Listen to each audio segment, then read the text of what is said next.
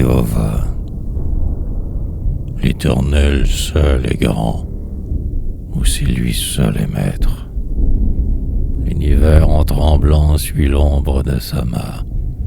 S'il veut, ce qui n'est pas en se hâtant de naître, remplit son ordre souverain.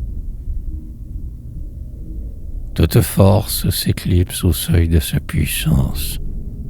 Les cieux, ces reflets de sa magnificence, prouvent qu'avoir voulu pour lui, c'est avoir fait, que ces jeux de son bras que de créer un monde, que d'allumer au sein de la voûte profonde autant de soleil qu'il lui plaît.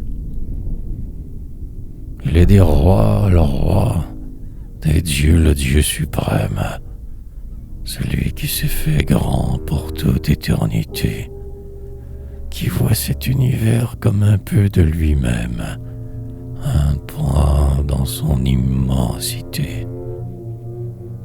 Le Seigneur que tout être et toute chose adore, du sud à l'aquilon, du couchant à l'aurore, du fond de l'infini jusqu'au bord du néant, le principe éternel et le tout immuable, le seul dispensateur de l'être immensurable qui l'épanche éternellement. Il a formé les temps d'un seul jour de son âge. Il est dans le passé, le présent, l'avenir. Le siècle qui va naître est plein de son image, comme celui qui va finir. Demain lui appartient comme l'heure présente. Lorsqu'il apparaîtra, son aurore naissante n'annoncera qu'un jour qu'il voit dès aujourd'hui.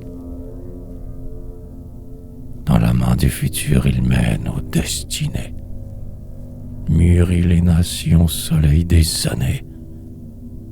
Il les fait courber devant lui.